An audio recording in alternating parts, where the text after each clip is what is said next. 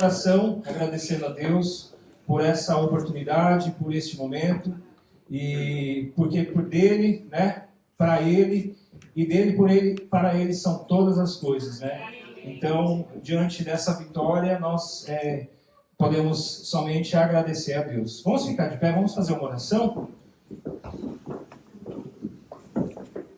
Amém. Senhor Jesus, te agradecemos por estarmos, ó Deus, neste lugar, por poder, Senhor, celebrar uma vitória, por celebrar, Senhor, este momento, Senhor, tão especial, Senhor, para mim, para minha família, ó Pai, poder estar, Senhor, reunidos, ó Deus, com família e irmãos, Senhor, com amigos, ó Pai, podendo, Senhor, estar levando, Senhor, de uma certa forma a Tua palavra adiante, por essa conquista, Senhor, desse livro. Eu coloco, Senhor, este momento nas Tuas mãos, este lançamento desse livro nas Tuas mãos, Senhor, e rendemos a Ti, Senhor, toda a glória, toda a honra, em nome de Jesus. Amém. Podem se sentar.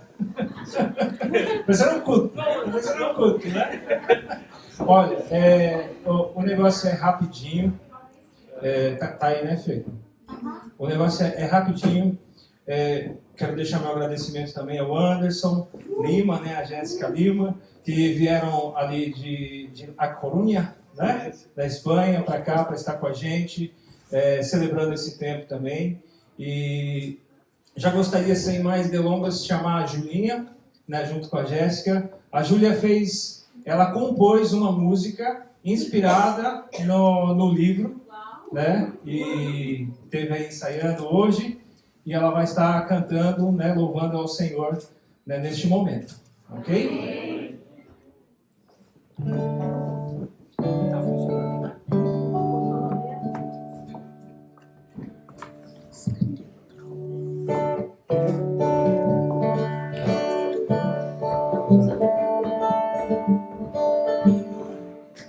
God keeps saying, keep moving forward. Just keep going onward. Don't believe the voice that's inside your head. Just listen to me instead. Nothing can dim the light that shines within. You are free. Just believe in me. Nothing can dim the light that shines within. You are free, just believe in me. God keeps saying, keep moving forward. Just keep going onward. Don't believe the voice that's inside your head. Just listen to me instead. Nothing can dim the light shines within. You are free, just believe in me. Nothing can dim the light that shines within. You are free, just believe in me.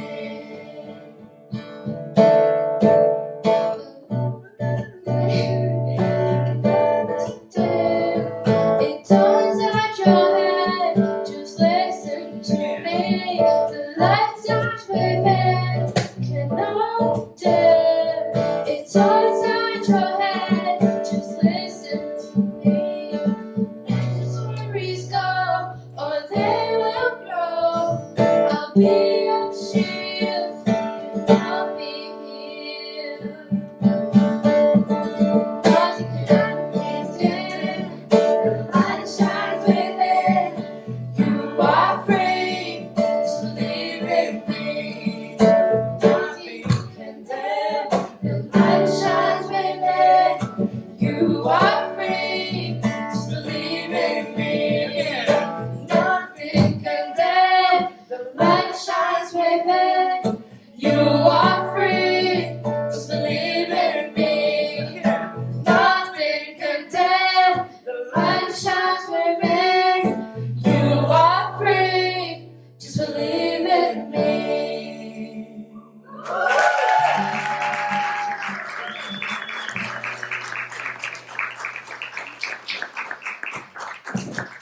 Muito bem. Alguém me ajuda no violão aqui? O Ivan Ivan, você me ajuda? Te escolhi aqui. Tem um mix sem fio.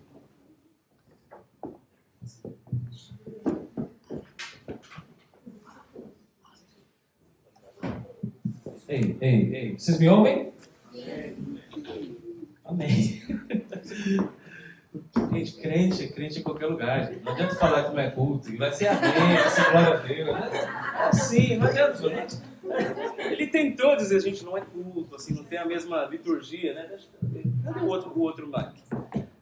Funcionou, falou de funcionar, mas eu fico sem mesmo. E... Obrigado, Ivan. Muito bom. Ó, agora sim. A voz fica mais, né? Então, não tem como falar para crente falar que não é, né? Fingir que não é crente. Não tem jeito.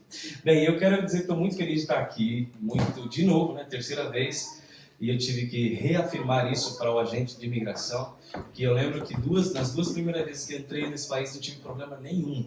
Mas a minha esposa, ela tem a unção da salinha. Ela tem a unção da parada na imigração. Ela tem essa unção. Meu irmão, é na Espanha, nos Estados Unidos, aonde vai, ela tem a unção. Eu não sei o que acontece. Ou ela cresceu na Zona Leste de São Paulo e aí fica no DNA dela e os caras conseguem cheirar isso. Que é impressionante. Quando eu vi a primeira vez, nada. O camarada ainda, eu vim aqui para cantar. Oh, você é cantor? Sim. Tal. Aí dessa vez eu tô aqui, mostro meu passaporte, todo carimbado, vários lugares. Minha esposa comigo. E ela? Ela é minha esposa. Ah, sua esposa? Ah, entendi. E foi. Eu falei, mas ela tem unção mesmo, né? Demorou um pouquinho mais, mas graças a Deus conseguimos passar sem problema. Então faz 2 anos e meio que eu vim aqui, final de 2019 foi a última vez que eu estive em Gu, e eu tenho o prazer de poder dizer que o pastor Fábio se tornou um grande amigo, aquele amigo mais chegado que o irmão mesmo, e é o irmão agora que eu tenho, que ele me liga, eu ligo para ele, e tem sido muito bom. E o Ivan também, né, que é a cara de um quer dizer,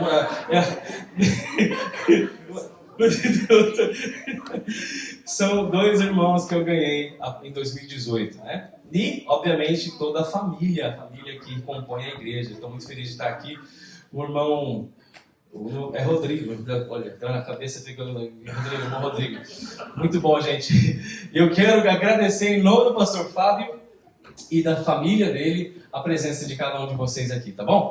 Inclusive, agora eu queria fazer uma sessão muito interessante, que é um momento onde eu vou fazer como se fosse um talk back com o autor do livro. Inclusive, cadê o livro? Está aqui. Eu quero dizer que eu não consegui ler todo, porque essa última semana a gente está no evento, tivemos uns eventos ali na Corunha, mas já li boa parte, inclusive algumas coisas que eu vou perguntar para ele, vamos ver se ele lembra do que ele mesmo escreveu, porque às vezes quando você escreve, você escreve, né? O que eu vi, eu vou perguntar. Não, tô brincando. Pastor Fábio, vem aqui. Vamos aplaudir. Um forte aplauso para o escritor, pastor, comunicador, pai, marido. Ele, nada mais que ele, nada menos que ele, o pastor Fábio Eduardo. Que por sinal, fala sério, hein? Meu Deus! Todo mundo que eu mostro a foto do pastor Fábio, você vai ser que é meu amigo lá, ele é escritor. Aí o povo fica assim, nossa, é seu amigo? Por quê? Pode falar que é bonito, vai, fala dele, pode sentar. É bonito mesmo, fazer o quê? Não. Irmãos, então, eu vou fazer, o que eu quero fazer aqui é algumas perguntas, na verdade, sobre o livro. Eu acho que são perguntas que todos vocês têm curiosidade de saber, até porque quando alguém escreve um livro, não é só chegar, ficar na frente do computador escrevendo livros, né, ou escrevendo um texto aleatório. Na verdade, eu imagino que tem sempre uma história, né? Todo livro tem uma história por trás, sim ou não? Sim. E eu fiquei curioso, na verdade, eu sabia que o pastor Fábio estava escrevendo esse livro, eu já sabia, e eu queria saber quando seria o lançamento. E graças a Deus, tudo deu certo, chegou o livro e eu ganhei ganhei na Espanha, autografado. Ele me deu uma lá, foi quando ele foi lá semana passada, e foi muito bom. Mas enfim, pastor Fábio,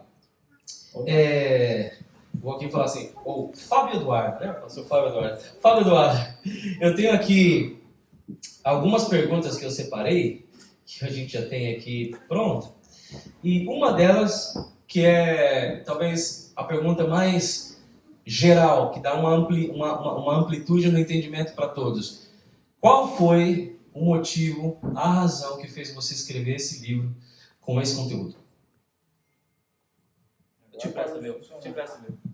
Oi, voltou. Mas tá meio ruimzinho. Né? Te empresta meu. Meu tá melhor. Oi, meu Deus. Bom, não adianta nem querer falar quem é o Fábio, né? Porque todo mundo aqui conhece. E o porquê de escrever é de conhecimento de algumas pessoas, se não todas. Em 2018, eu passei por um problema de ansiedade, de estresse, e chegou a levar até a depressão. No momento em que eu estava passando, as pessoas não tinham esse conhecimento, não era aberto para as pessoas. Na verdade, quando começou, nem eu sabia, né? Depois de um tempo que eu fui me auto-diagnosticando e não conseguia dormir.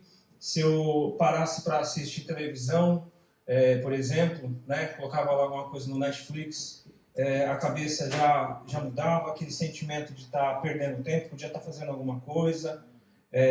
São sintomas de ansiedade. E falta de sono, dor de cabeça, temperamento já mais curto, né? Ou mais elevado. E então eu cheguei nesse período eu perdi minha avó, né? Depois perdi meu sogro, em questão de um mês de diferença, né? Consegui ir para o Brasil para ver minha avó antes dela falecer. Quando ela voltou, a Patrícia, né, a pastora, foi para o Brasil para ver o pai que estava doente. Enquanto estava lá, minha avó faleceu. Depois ela veio e o pai dela faleceu. E essas perdas acabaram, acho que, dando aquela gota que faltava para mim achar que nada na vida fazia sentido.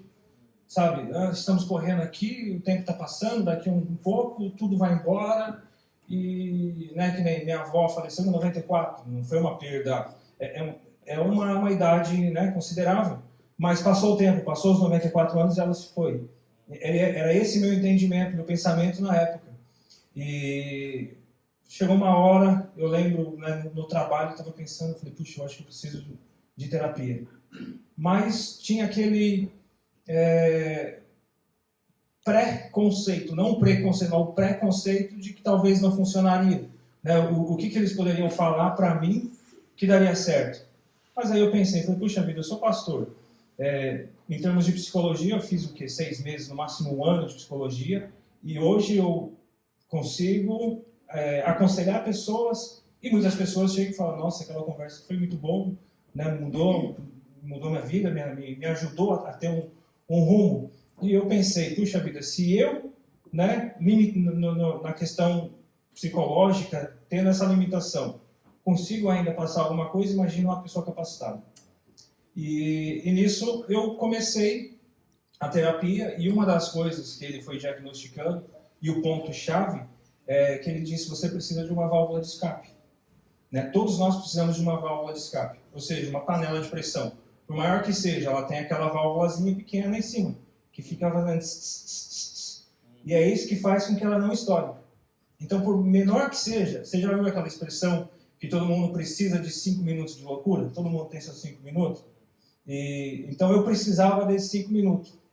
Né? E uma coisa que eu queria já de pequeno era fazer um livro.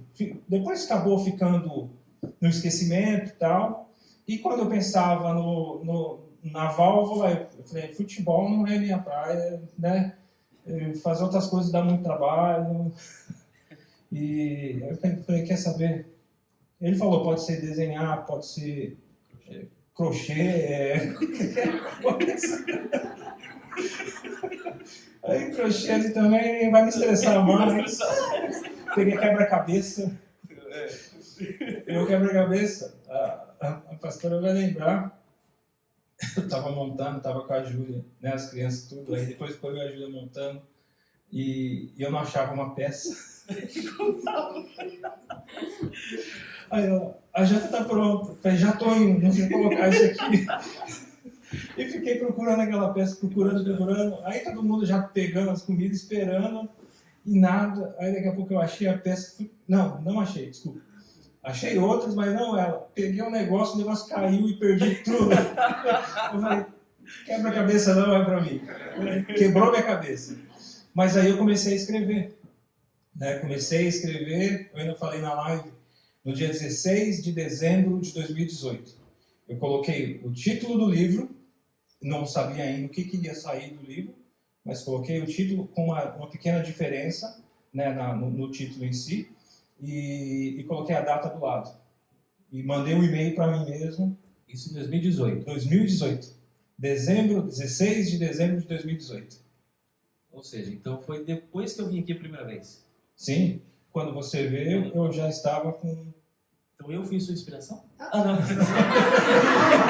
Não, desculpa. Eu não podia perder essa, gente. Desculpa. Então eu também não posso perder essa. Eu acho que desencadeou mais. Muito bem. Mas era esse o sentido da minha pergunta. Mas aí deixa eu te fazer uma pergunta, entendi. Agora, quando eu li, aí você me mandou, tinha me mandado inclusive, antes do livro sair, você mandou uma arte, né? Aí eu olhei, Pare Mundo, eu quero descer. Esse nome, de onde veio? Esse nome veio de uma frase conhecida, na verdade, quando eu coloquei, era Pare o Mundo, eu quero descer. Mas eu estava na fábrica, de novo, numa bagunça, numa situação, não é a fábrica aqui, é a fábrica que eu trabalhava em escritório. E, assim, sabe aqueles dias estressantes, e eu já estava saturado, eu falei, quer saber uma coisa, eu vou sentar e vou escrever alguma coisa. Sentei, falei, Pare o Mundo, eu quero descer. Tem até uma música, e depois eu fiquei sabendo que tinha um livro com esse título, Pare o Mundo, por isso eu precisei alterar. Mas é naquele sentido de como se você estivesse dentro de um ônibus, né, e a vida sendo esse ônibus, e você puxa a corda e fala, para, eu quero descer. Né? Então é esse negócio. Pare o mundo, eu quero descer. Cansei de brincar disso, sabe? Legal, interessante. E também para esse livro aqui, quando você escreveu, claro, é uma experiência sua, né? Sim. Mas qual público-alvo você pensou em atingir com esse livro? Porque hoje você é pastor, né? Além de pai, de marido, enfim, de filho, né? Inclusive eu conheço o pastor Roberto. Já teve em casa também. Claro, já comi pizza na casa do pai dele, óbvio que eu comi pizza lá. Mas esse livro aqui, para quem é que você quer que leia e seja impactado por ele? Quando eu comecei a escrever, minha ideia era usar o vocabulário cristão o mínimo possível. Sabe? Por exemplo, em vez de falar a pessoa era mais espiritual ou menos, eu usava outras formas, porque a ideia era não mostrar que era um livro cristão, né, para um público cristão. E lógico que quando eu encontrei, quando eu conversei com o Leandro, né, Leandro Salles, que foi o meu consultor e também é da editora, né, o dono da editora, ele falou, quando ele revisou meu livro, ele falou, você está com um público bem fechado para o cristão. Eu falei, meu Deus do céu, eu achei que eu estava bem mundano, assim, né? E ele falou, não, precisa alterar algumas coisas se essa é a sua intenção. E começamos a alterar e chegou um ponto que eu falei, ele mesmo chegou à conclusão, olha, o seu público, eu acho que a gente vai precisar fechar, deixando, logicamente, aberto para todos, mas não negando que tem um objetivo também para o cristão. Porque, até mesmo, eu quis fazer dessa forma, porque existe uma ideia, talvez um pensamento no meio cristão, eu ainda coloco isso no livro, das pessoas elas espiritualizarem muito essa questão, sabe? Por exemplo, se alguém está com um problema no rim, você pode orar por ela, você pode ungir essa pessoa, mas ela vai no médico, não tem um preconceito. Mas se a pessoa está com depressão, pode ser demônio, pode ser falta de Deus. E na verdade, eu pude entender e viver isso de que no começo até eu me achava uma fraude. Falei, puxa vida, eu estou falando de Deus, né? Tal, e estou vivendo dessa forma, mas eu entendi que na verdade existe sim uma questão patológica, mas também existe questões comportamentais que não necessariamente são pecados, mas é o superativismo que impede as pessoas de viver um equilíbrio. No primeiro capítulo eu ainda falo, não é o que nós vamos comentar, mas eu falo muito da questão de você estar muito ocupado, mas não saber ocupado com o quê. Entende? Então você começa a trabalhar, fazer, e de repente você perde esse equilíbrio. E quando você para, você fica com aquela sensação de estar inútil, né? Não é essa palavra, mas então precisa ser bem equilibrado. Só fazendo uma pequena análise, aproveitando o tempo que a gente tem, eu não sei se a maioria aqui é brasileiro, né? Acho que a maioria aqui é brasileiro. Faz pouco tempo, acho que não, no dia 19 passado agora, olha só, e é uma pergunta que eu vou te fazer com base nessa sua experiência, antes de a gente só comentar o capítulo, né? Tem um rapaz no Brasil que eu cheguei a conhecer, foi inclusive um dos professores de uma escola isso. E ele foi professor da Jéssica no seminário que ela fez musical em São Paulo. Eu o conhecia como músico, né? E muitos amigos meus o conheciam. Eu tinha um amigo saxofonista que passamos muito tempo juntos, que tinha ele como uma referência no saxofone. E ele, como brasileiro, já imigrou para os Estados Unidos, né? Ele migrou para lá e lá acabou. Deixa eu fazer isso. E lá ele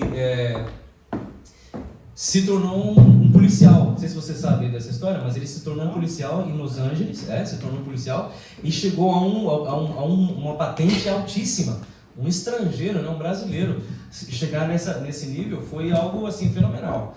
E ele tirava fotos e tal, então ele tinha um talento muito grande, conhecimento na área musical. 20 CDs, entre CDs e DVDs gravados. O cara gravou no Olímpia, lá em São Paulo, que era uma casa de shows muito conhecida.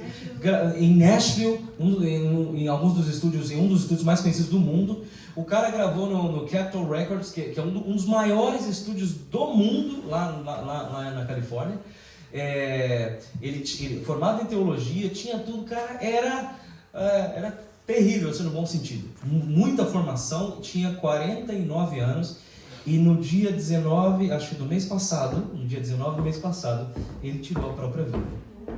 E no dia anterior, cristão, tô falando, camarada, você olha para ele assim, você olhava as redes sociais dele, no dia anterior ele respondendo uma pergunta de um amigo ali, você via que o cara aparentemente estava feliz, aparentemente ele estava no ônibus, né? Ele estava no ônibus, é que você pare, né? Como se, e ele estava ali, só que, aí eu pensei, diferente do Fábio, que, assim, pare o mundo, eu quero descer, eu não quero mais continuar aqui, talvez ele continue ali naquela situação, sem falar, igual você falou, doente em algum momento, mas talvez com aquele preconceito de que eu sou cristão, sou conhecido, sou famoso, tenho uma história, tenho um nome, eu tenho conquistas na minha vida, eu não posso mostrar para ninguém a minha fragilidade, eu não posso buscar ajuda.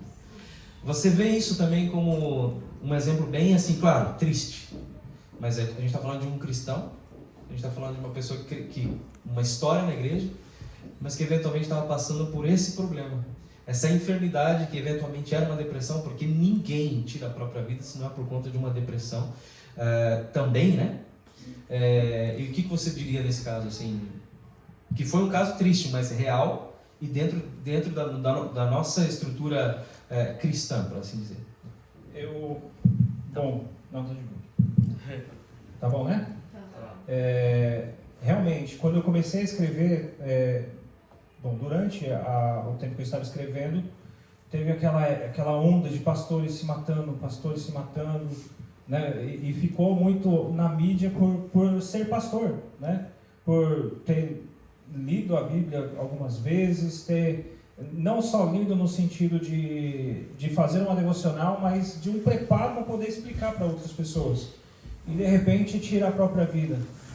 No meu caso, eu nunca nunca pensei, né, em suicídio. Inclusive, ao contrário, eu tenho medo de morrer. Matar alguém isso aqui. Tipo, o Ivan, eu acredito que já quis matar ele algumas vezes. Quando era pequeno, agora não. E assim, realmente a pessoa ela não está querendo acabar com a vida, ela está querendo eliminar um problema, criando um outro problema, obviamente, mas e isso se dá muito pelo fato de não buscar ajuda. O fato de não buscar ajuda começa o problema, porque aquilo que a gente não vê como uma ameaça, a gente não se defende. Se você não vê algo como ameaça, você não vai se proteger daquilo. E talvez a pessoa ela não percebe que isso está sendo um problema e que isso vai estar somente aumentando dentro dela. Se ela se abre, se ela busca ajuda e precisa também, obviamente, buscar ajuda com as pessoas certas, né? E a ideia do livro é mostrar para as pessoas de que, é normal todos nós estamos sujeitos a passar por isso. Todos nós. Não existe, coloca até no livro, não existe super-homem. Super-homem não existe. Mas eu faço. Aí eu já entro até numa palavra, não tem como não entrar na Bíblia. Quando o povo de Israel estava no Egito e Moisés queria tirar eles de lá, né? Deus falou com Moisés, enfim, e o povo, os líderes do Egito, ali, o rei, né, na época, o faraó, ele viu que o povo realmente tinha força para poder sair. O que ele fez? Ele aumentou as cargas. Deixa o povo ocupado, para que eles não tenham tempo de pensar e queiram se libertar. Entende? E nós podemos espiritualizar isso ou contextualizar com o agora. Porque nós estamos cada vez mais ocupados. A pessoa que está deprimida, ela começa a viver de eventos para eventos, atividades e atividades, no intuito de talvez se aliviar, mas na hora que ninguém está vendo, só ela sabe a dor que ela está passando. Entende? Então precisa ser falado. Eu conheci não tinha muito contato com ele, né? Fiquei sabendo e realmente é muito triste, né? A gente vê que uma pessoa com tanto potencial, com tanta capacidade, planos que Deus tem para todo mundo, e ela infelizmente tirar sua vida. E se fosse mais normal falar sobre isso e ter cuidados, talvez poderia ter sido evitado. Essa é a proposta do livro, mostrar de uma forma simples, de uma forma bem descontraída, procurei ser o mais simples possível nas palavras, de que é possível a gente sair, sabe? Sendo cristão, não sendo cristão, não importa, é que nem o Covid, não escolhe religiões, não escolhe a cultura, simplesmente pode acontecer com qualquer um. Interessante. A minha esposa começou a ler o livro primeiro do que ela pegou, e ela começou a ler o livro. Uma das coisas que ela falou assim, nossa, o livro está bem acessível, ou seja, o texto está claro, está fácil de entender, e você está bem claro. Eu comecei a ler também, e hoje em dia, realmente, as crianças de hoje, como você mesmo você colocou um exemplo no livro, no começo, que hoje em dia, né, uma criança de hoje, uma criança nos nossos dias tem muito mais informação do que, digamos, o imperador romano, no auge da sua época. Então você imagina como que o ser humano, a estrutura biológica é a mesma. Só que a gente está exigindo cada vez mais dessa estrutura biológica, né? E mental e emocional. Chega uma hora que, se não tiver a válvula de escape, explode e pode ser um problema. Vamos lá, deixa eu só pedir para você comentar sobre um capítulo do livro, que são, eu estava vendo quantos capítulos são? São 17, isso, são 17 capítulos, e aí tem um finalzinho, mas de todos os capítulos, eu estava vendo aqui, eu queria comentar sobre um deles, que é o capítulo 13, que o título é Desfragmentando Seus Pensamentos. Quando eu li o capítulo, eu vi que tem umas informações interessantes, tem uns quadrantes, um sistema que você colocou, depois vocês vão ver. Tem um sistema interessante que eu acho que todo mundo que está aqui deveria ler e fazer uma autoanálise com base naqueles pontos que você colocou ali, naquele estudo que quando eu parei para analisar, e se você se coloca o protagonista, você fala, realmente eu preciso analisar isso e analisar a minha própria vida e ver se eu estou tendo ali, fazendo o certo. O que você me fala sobre esse capítulo 13, né? O que você pode comentar pra gente, assim, de antemão, para o pessoal ficar tudo atiçado para comprar esse livro e já levar esse livro para casa e ler tudo hoje? Eu tenho que dar uma pesquisadinha aqui. Brincadeira. E depois na página 142, na linha 13, eu quero ver o que você me fala. Qual página? Bom, aqui eu começo falando, o título desse capítulo é Desfragmentando os Pensamentos, né? Desfragmentar. E eu começo falando sobre escala de valores, né? Também chamado de axiologia. Todos nós temos uma escala de valores dentro de nós, de acordo com aquilo que foi passado para nós, né, ao longo do tempo, e isso pode ser alterado. Então, a ideia de ressignificar. Por exemplo, se uma pessoa ela busca, talvez, melhorar a sua vida econômica, a escala de valores dela precisa ser alterada, em vez de ter conforto em primeiro lugar, economia em primeiro lugar, enfim. Depois eu falo também sobre os 4 Ds, né? Em inglês, num curso que eu fiz, eu acredito que muitos aqui conhecem os 4 Ds, que é do, delete, defer e delegate, né? Ou seja, tem trabalhos que você não precisa fazer, você pode delegar a outras pessoas, tem trabalhos que você vai precisar fazer, tem trabalhos que você pode deletar e tem trabalhos que você pode simplesmente atrasar, né? Não precisa ser resolvido agora. E talvez na ansiedade a pessoa ela queira acabar atropelando. Né? Então, é preciso, muitas vezes, não só entrar num ativismo, mas dar uma parada, um step back talvez, e olhar de um outro ângulo para ver se o que você está fazendo é eficiente. Tem um videozinho, muitos aqui devem ter visto, de 2 pessoas jogando ping-pong. E aí tem um jovem e uma pessoa de mais idade, e jogando ali. O senhor de idade estava só ali, assim, batendo. E o jovem correndo para cá, correndo, voltando, se matando para poder fazer. E a ideia não é o que você faz, não é o tanto de esforço que você está colocando, mas o resultado que você está dando. Né? E nós podemos fazer dessa forma. Trabalhar de uma forma mais proativa, talvez, e isso entra nesses quadrantes que você falou. Às vezes a gente, de repente, fala assim, tudo que eu faço é urgente. E existe o urgente e o importante. Então tem coisas que são urgentes e importantes. Mas a nossa ideia, e aí eu vou deixar para o pessoal ler, é nós entrarmos no quadrante onde nós fazemos as coisas importantes e menos urgentes. Porque se nós fazemos o mais importante, o menos urgente vai ficar sempre, vai sempre diminuir. Eventualmente vai ter uma coisa ou outra urgente. Mas a ideia é deixar esse quadrante vazio para que você não fique sempre na correria. Né? Quantos de nós aqui, ainda mais aqui na Inglaterra, temos jardim com grama e tem que ficar cortando a grama? Agora, quantas vezes você cortou a grama e quantas vezes você sentou na mesa, colocou alguma coisa e desfrutou do jardim? Pensa nisso.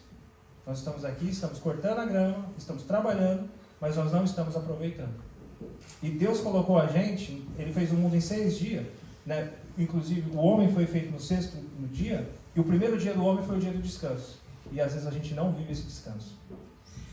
Isso é muito importante, inclusive na vida de estrangeiro, né? Que a gente vem naquela vontade de trabalhar e tal, mas aí quando a gente conquista, Deus nos abençoa, a gente conquista algumas coisas e a gente não tem esse descanso, né? Eu até ia mostrar esse quadrante para as pessoas, que foi... quando eu li, eu achei interessante, onde eu fiquei, eu mesmo, me analisando dentro dessas informações que estão aqui. Né? Então aí vocês vão conseguir analisar, ver, e vocês vão ver onde vocês estão. E esse quadrante aqui, onde você vê o que é urgente, o que não é urgente, o que é importante, o que não é importante, isso aqui realmente nos faz pensar.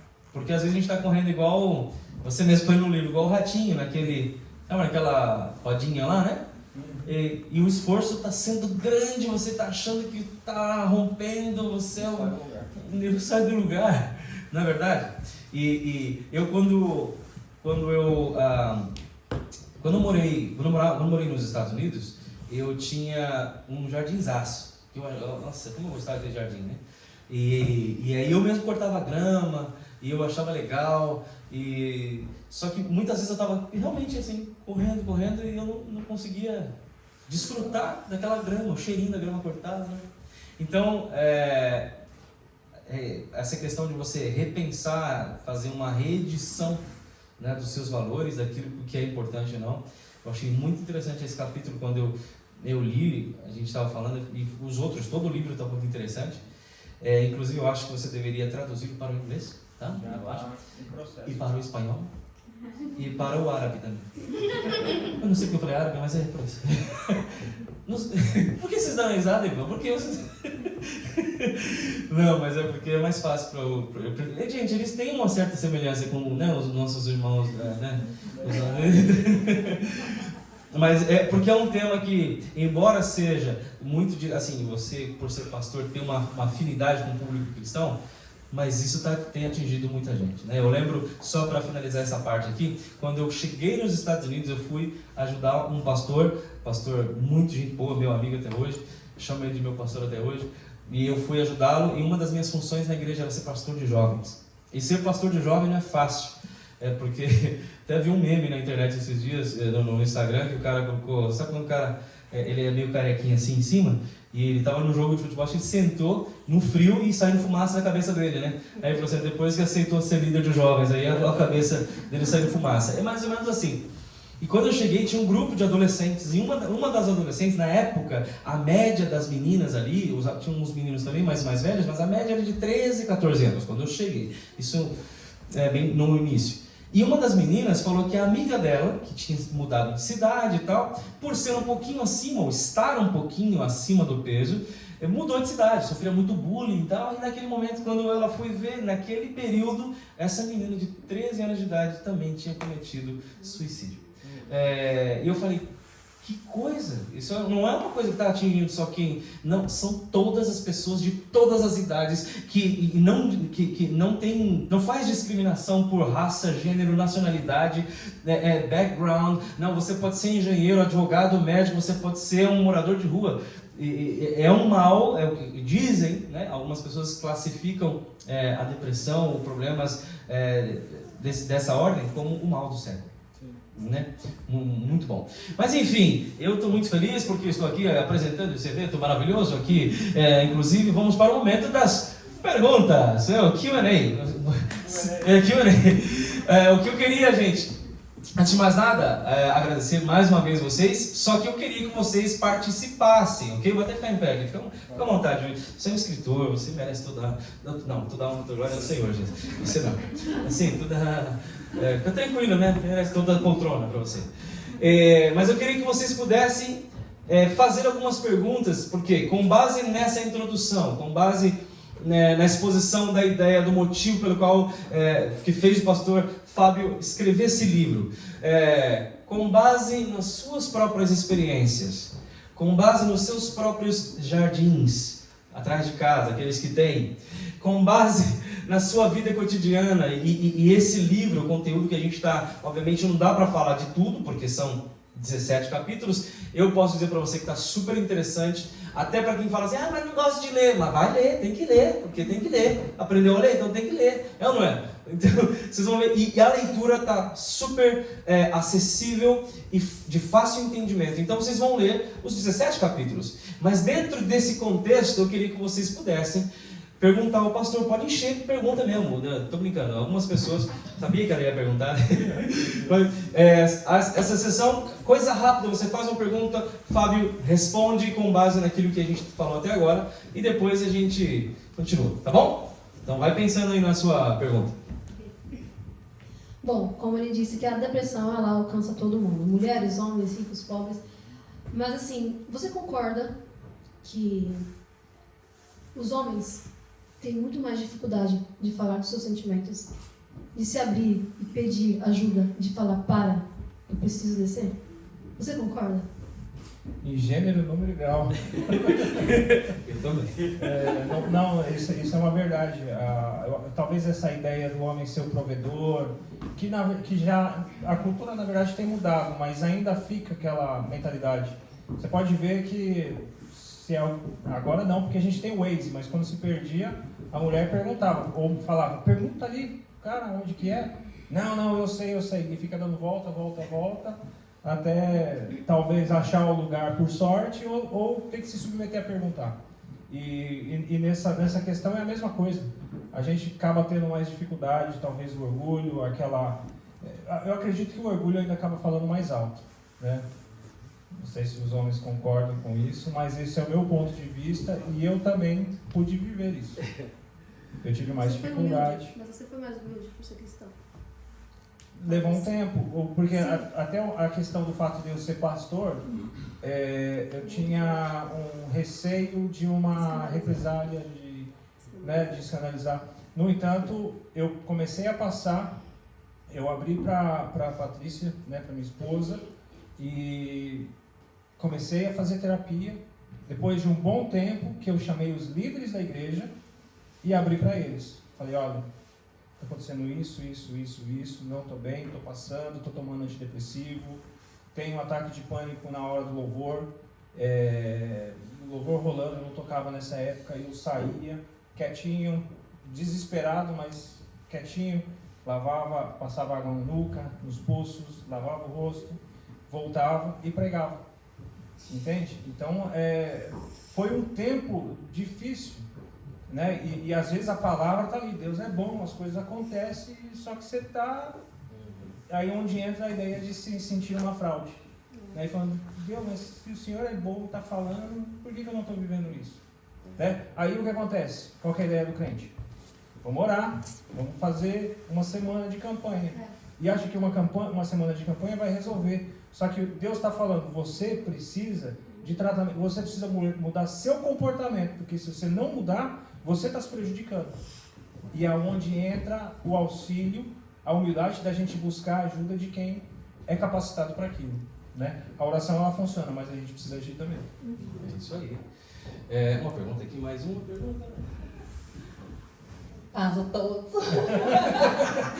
Brincadeira. Eu tenho uma pergunta. No meio desse processo de edição, né, do livro, você pensou em parar de escrever? De escrever? Uma boa pergunta. Eu não. Quando eu comecei, eu não sabia que ia virar um livro. Eu comecei a escrever o título e assim, como pastor, você vai tendo umas ideias, aí você praticamente elabora o sumário, né? E eu coloquei mais ou menos assim a linha que eu queria, inclusive um capítulo fecha já iniciando o outro, sabe? Ele está bem na sequência. E comecei a explorar cada capítulo, só que eu parei no capítulo, em 7 capítulos. Aí o 7 de repente virou 13, né? E foi expandindo. Só que chegou um ponto que eu vi que eu cheguei no meu teto. E eu não conseguia avançar. Ficou parado na gaveta um bom tempo, mas eu sempre pensava, preciso fazer. E chegou na pandemia, me deu uma ideia. Eu falei, eu vou conversar com o Leandro da editora. E mandei uma mensagem para ele me respondeu, depois a gente acabou conversando, ele falou, eu faço consultoria, tudo. Eu falei, você tem ideia, o que você acha da gente lançar? E fomos conversando. Então, por ter uma ajuda profissional nessa área, inclusive foi isso que eu pensei, poxa, eu pedi ajuda para poder sair, agora eu preciso de uma ajuda profissional para fazer o livro. E aí, com ele, a forma como ele falava, os planos que ele tinha, o livro estava bem palpável, entende? Então acabou demorando mais do que eu imaginava. O livro já está pronto, já faz um bom tempo, passou por muita revisão, né? Não foram 3 anos escrevendo, foram 3 anos de processo. Mas parar não, pelo fato de eu ter tido um acompanhamento profissional na questão do livro também. Eventualmente eu ainda faço, e não tenho vergonha de falar. Às vezes eu preciso, esses dias para trás eu falei, eu preciso dar uma recalchutada. Fiz 3 sessões, 4 sessões. Esses dias para trás eu precisava de uma, eu preciso só conversar, tirar algumas.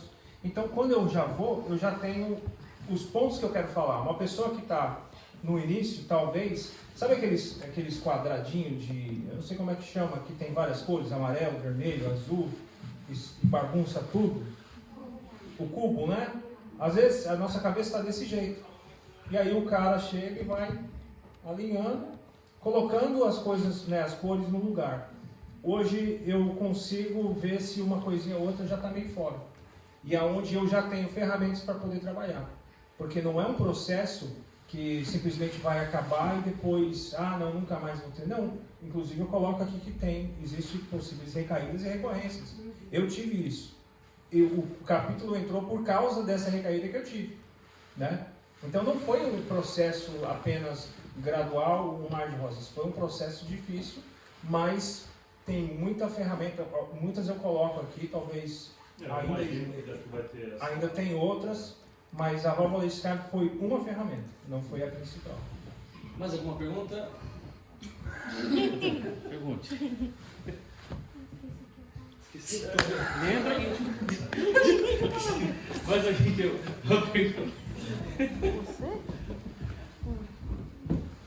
Olá, boa noite. Eu queria saber como foi para você o processo de abrir que estava precisando de ajuda para os teus líderes, para os teus pastores, os teus mentores, porque você como pastor abriu que tinha receio da retaliação. E como foi a aceitação de entender que você precisava de ajuda e abrir isso para os teus líderes espirituais, sem saber qual seria a reação deles, e como isso refletiu na tua recuperação, né, de você aceitar abrir isso e aceitar primeiro perante você mesmo, né, que você tinha algo, e abrir isso para as outras pessoas. Isso te ajudou, te atrapalhou? Foi muito difícil. Foi muito difícil. Eu posso dizer que eu quase tive um ataque de pânico quando eu marquei a reunião. Não foi fácil, mas foi libertador. Muito libertador, porque como líder, as pessoas elas são motivadas ou desmotivadas pelas nossas atitudes. E eu, por mais que eu tentasse mostrar motivação, eu não estava, né? E assim, muitas coisas, e também estava sob remédio. Então não vou culpar os meus comportamentos por causa do remédio, mas fica a mentalidade da gente fica nebulosa, foggy, né? Fica nebulosa.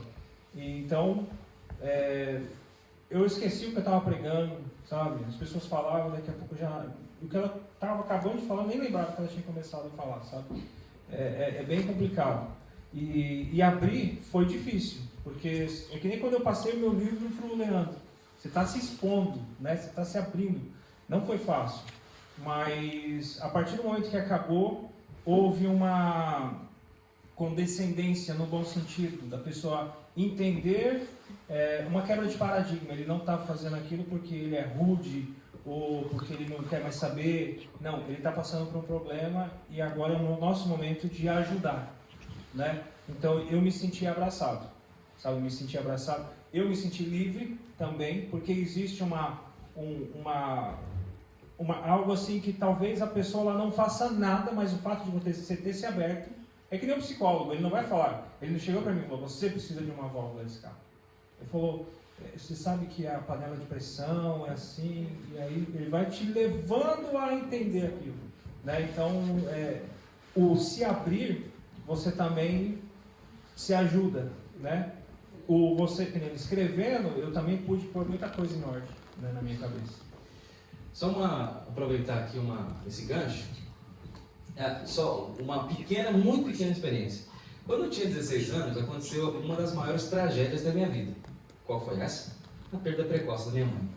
Inclusive, até essa idade que eu tenho, é uma idade para mim muito crítica, porque eu tenho 37 anos e foi justo a idade da minha mãe quando ela faleceu. E eu tinha 16. O que aconteceu? Eu era o mais novo, meu irmão e minha irmã, né? E logo todos seguiram os seus caminhos, né? Meu irmão foi para um mundo muito complicado, que até hoje, inclusive, não conseguiu sair, tem 39, 40 anos já. A minha irmã foi para a sua vida, meu pai casou de novo e foi morar com a esposa, teve uma filha. Eu me vi sozinho, literalmente me vi sozinho, só que eu não consegui a válvula. E não tive ninguém para me ajudar. Então, isso acarretou muitos problemas para mim. Não vou nem dizer assim, eu estava sempre na igreja, ajudando, mas como ser humano que eu sou, que a gente não pode espiritualizar o que é carne, isso aqui é carne, entendeu? A nossa mente, o nosso cérebro, que é o que processa uma série de coisas, inclusive os comandos para nós, isso é físico. E existem profissionais como os terapeutas que trabalham em função disso. O que eu fiz? Não, na minha cabeça, sou crente, que negócio é esse? Sou crente, enfim. Em 2012, eu no metrô de São Paulo, sempre São Paulo, às vezes só movimento metrô, trem e ônibus, né? Porque não tinha carro, e mesmo quem tem carro, às vezes não compensa. Aí eu no metrô, eu trabalhava nesse período, e muito angustiado, porque ninguém nunca ia saber, né? E eu trabalhava numa cidade, morava em outra e estudava lá no centro de São Paulo. Então eu fazia Direito, que era um curso chato, chato porque você lê muito, você tem muito conteúdo, era corretor imobiliário e morava em outra cidade, muito distante, né? O trajeto diário era muito grande. E eu já estava, problemas no trabalho, e na faculdade, e eu no metrô de São Paulo, estava segurando assim, indo para São Paulo, e eu no metrô, segurando eram 2 bolsas, e eu não estava bem. Alguma coisa aconteceu comigo, do nada, aconteceu comigo, eu já estava meio assim, a 1000 por hora, e aí uma pessoa olhou para mim assim, tinha um rapaz na minha frente, uma senhora, e aí a moça olhou para mim, uma senhora, ô moço, você não está bem, né? Aí eu falei, não estou muito bem não, mas naquele momento eu não percebi que eu já não conseguia nem me mexer mais, no metrô. Eu travei aqui, ó, não conseguia me mexer mais, o que está acontecendo comigo? Aí eu fui tentar me mexer assim e não consegui.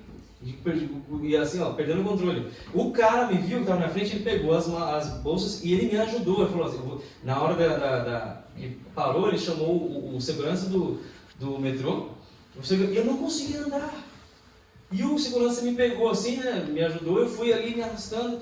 O táxi do metrô, que trabalha no metrô, me levou para o hospital e eu estava tendo uma crise e para mim eu ia morrer, eu comecei a ter taquicardia, eu falei, vou ter um ataque do coração aqui agora, aí comecei, você começa a crente, começa a orar, né? Você começa a orar, já vai pedindo perdão pelos pecados até não cometidos, e você vai pedir perdão. E tal, Jesus não me deixa morrer, meu Deus, me perdoa, me ajuda, e tal, e cheguei no hospital, cara, eu não tomei nada, eu não tomei nenhum remédio. Aquilo me pegou em 2000, né? E aí depois, quando eu vim aqui em 2018, olha só, agora eu vou confessar aqui para vocês, viu? Por isso que eu tenho muita afinidade com o Fábio, principalmente com esse assunto. Em 2018, quando eu vim aqui, meu coração estava angustiado, porque a Jéssica e os meus filhos ainda não estavam na Espanha, eu não tinha nem ideia de quando eles poderiam vir, e ela grávida do meu 3º filho. E foi através da minha vinda aqui, eu acho que eu consegui vender alguns CDs e tal, que eu consegui levantar um pouquinho de dinheiro para poder trazer a turma lá. Nesse período que eu voltei para a Espanha, quando eu saí daqui e voltei para a Espanha, eu no carro com um amigo meu, pastor, e o mecânico dele lá, começou, aí mais forte ainda, eu já consegui identificar uma crise de pânico. Aí, agora eu morro. Agora eu morro, porque começou meu rosto, tudo, eu fiquei, meu Deus, aí comecei a chorar, sem querer, e com vergonha, rapaz. Eu fiquei com vergonha dos meus amigos, assim, gente que nem me conhecia direito, e eles me pararam no carro no meio da estrada, tiveram que chamar a ambulância veio com tudo, e eu lá pensei que eu ia ir embora. Não, aí eu falei, chega. Deus fez grandes milagres, a Jéssica chegou, meus filhos chegaram, foi uma bênção, inclusive, né, que não é culto, mas eu vou falar, eu cheguei numa igreja bem pequenininha, numa comunidade autônoma da Espanha, chamada Astúrias. Eu cheguei numa igreja bem pequena, e uma irmã que ia uma vez por mês na igreja, que eu morava a 100 km de distância da igreja, chega no final e eu lá, eu preguei, cantei, e aí eu cheguei lá e minha irmãzinha, irmão, era o marido dela, que é espanhol, e ó, não sei, mas Deus me tocou que eu preciso te abençoar. Eu posso pagar a passagem da sua família para vir para cá? Eu falei, meu Deus, que foi um refrigério. Eu segurei para não chorar, assim, chorar, eu chorei, mas chorar daquele jeito, feio, quando a gente chora feio, eu segurei, só desce uma lágrima, sério, meu Deus fez. Mas o que eu quero dizer? Que já faz 2 anos que eu faço terapia com um profissional. E desde que eu comecei esse processo, no início não foi fácil. Exatamente o que ele está falando, eu sei do que eu estou vivendo. Não foi fácil, primeiro, sou macho. Sou um cabra macho, rapaz. Oxi. Mas eu vou. A primeira sessão, quer saber já? Que primeira sessão? Essa primeira sessão é terrível. Esse cara quer saber que hoje não me perguntou nada. Aí a Jéssica me perguntou, e aí como foi a sessão? Não foi nada, não me perguntou nada, eu fiquei falando igual um tonto. Só que eu falando, ele só aqui, ó. Ele anotava tudo que eu falava. E depois hoje, eu acho o cara fantástico. Eu acho legal porque ele me entende até os sonhos que eu tenho e a Jéssica tem, porque a gente faz hoje em casal. esse cara, dentro do estudo da psicanálise, ele consegue analisar os sonhos, não apenas espirituais, porque existe o nosso inconsciente, sim ou não? Uma das provas que a gente tem isso, que não é espiritual, sabe qual é uma das provas? Que você consegue contar de 1 a 10 no pensamento? Consegue, ó? Você consegue? Então você tem uma estrutura mental, física, que te permite fazer sem que ninguém veja, que ninguém ouça e que ninguém apalpe. Isso precisa ser tratado. Hoje, depois disso, claro, com Deus, mas com o acompanhamento de um profissional, eu nunca mais tive uma crise de pânico. Por quê? Porque eu sei identificar os gatilhos, eu sei identificar quando é e sei exatamente o que fazer para não cair de novo nisso. Posso dizer que estou muito mais saudável mentalmente, estou muito mais saudável emocionalmente, e ainda por cima eu busquei a última ajuda profissional que eu busquei, sabe qual foi? De uma nutricionista. Sério, eu estava falando até pro Ivan agora. Que eu emagreci uns quilos.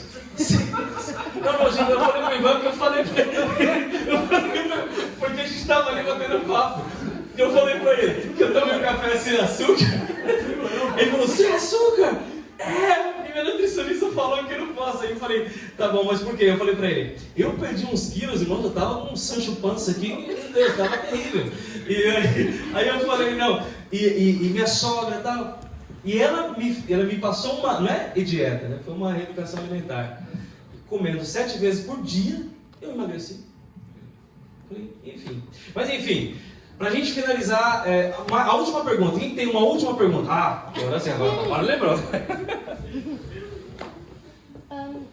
Então, quando... Eu não sei a palavra, então eu vou pouco, né? Você achou que escrevendo um livro ia ajudar você emocionalmente? Sabe como é que você fala? É assim mesmo. É assim mesmo. Boa pergunta. Sim, me ajudou bastante porque eu comecei a colocar pontos e conseguir clarear na minha mente pontos que eu também estava passando. Então eu consegui colocar em categorias as ferramentas. E isso acabou me ajudando bastante. Escrever é muito bom, ajuda muito. Isso aí, fica a dica. Eu também preciso escrever. Estou escrevendo um mini livro, mas é sobre música, meu Deus, sobre música. Vou escrever outro livro, outro tema. Inclusive tem que falar com o seu editor, viu? Falar com ele que eu preciso. Mas o meu é sobre música, tá, gente? É para crente também, viu? Crente também, igual o pastor. Deixa eu falar. Agora você quer fazer mais um Q&A? Acho que vamos para a próxima etapa. Tá, próxima etapa, o que a gente vai fazer agora? O pastor Fábio, ou o Fábio Eduardo, ele vai aqui, eu imagino que vocês, todo mundo vai pegar um exemplar, porque vocês têm que pegar, a gente tem que pegar, pelo amor de Deus, né? Vocês vieram aqui no evento para não sair sem um livro, não tem que levar. Só que tem um detalhe, que eu conversei com o Fábio, posso falar? Para todos, eu tenho aqui quantos, nós contamos? 23, Para os 23 primeiros... Quem comprar um livro, quem levar um livro vai ganhar um CD, ou em português ou em inglês. Mesmo quem tenha, pode levar também para presentear para alguém. É um CD meu, que eu gravei junto com a minha esposa. Esse nós gravamos nos Estados Unidos e esse em português nós gravamos no Brasil e logo vamos gravar um em espanhol, porque agora a gente está no som no... Olá, que tal? E vai colocar o espanhol também, logo. Então, para os 23 primeiros que levarem, vai levar o livro e leva o CD de brinde, tá bom? Ou seja, é uma das formas que a gente tem para ajudar vocês, porque um livro desse, o conteúdo do livro, não pense você que é para ajudar o pastor, não, é para ajudar você, porque o trabalho, o conteúdo disso tem ajudado ele, o mesmo conteúdo tem me ajudado e eu acredito que também vai ajudar vocês. Então agora, você vai ficar aqui desse lado, né, pastor? Ele vai ficar aqui. E aí, aqueles que, à medida que vocês vêm, eventualmente numa fila, ele vai aí fazer as dedicatórias, o autógrafo, né, gente? O autógrafo, que é autógrafo, a dedicatória. Enquanto isso, eu vou cantar uma canção, algumas 2 canções com a minha esposa, pelo menos para não ficar assim o vazio, o grilo cantando aí, enquanto o pastor fica ali, tá bom? Então, de qualquer forma, obrigado pela presença de vocês até aqui, pastor, fique à vontade. Passando também mais uma vez para agradecer, né, a presença de vocês todos, né, agora também o Rodrigo e a Thaís vieram aí de Birmingham, pela viagem para estar aqui com a gente. Quero agradecer mais uma vez Anderson, Jéssica, pela disposição de vocês, pelo apoio de vocês, aos que puderam também ajudar, né? Tem a Luciana tirando foto. Eu não vou conseguir ficar dando nomes aqui a todos, mas me ajudaram nesse evento para fazer o evento acontecer.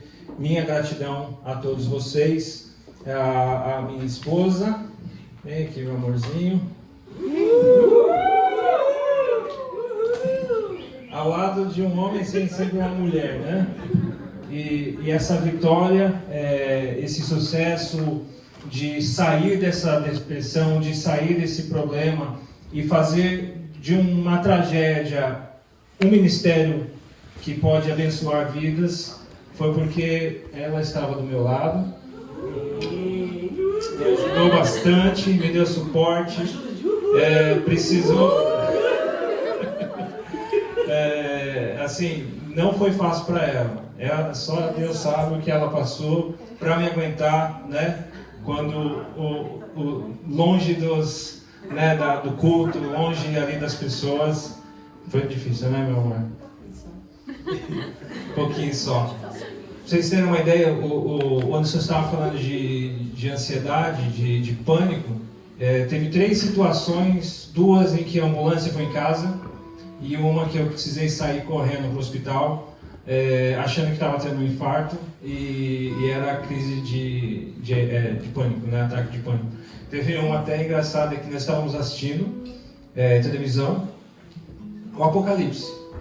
Estava assistindo o Apocalipse e do nada eu sentia assim o meu coração fazendo tum, tum, tum, tum.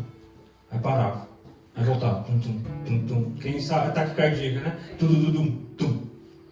E assistindo eu falei, senti aquela coisa, dá uma falta de ar, e aí eu puxei assim, falei, amor, meu coração parou.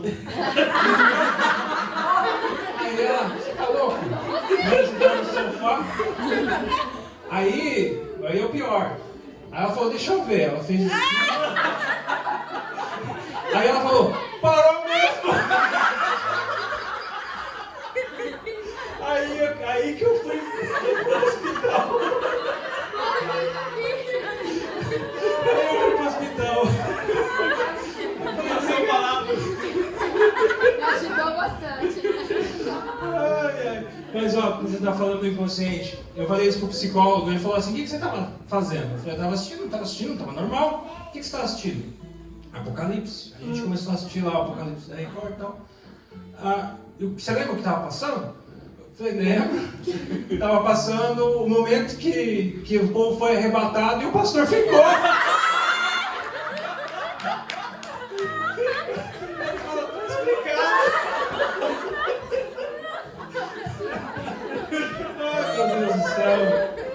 Mas hoje eu dou risada, mas na época foi duro. Olha, vamos mais pra cá. E, gente, finalizando, o Anderson e a Jéssica vão estar cantando. Tem uma recepção preparada para todo mundo, para a gente ter esse momento. Mais uma vez, minha gratidão. Obrigado, meu amor. E esse livro é dedicado para ela. Né? Amém, gente? Deus abençoe a todos.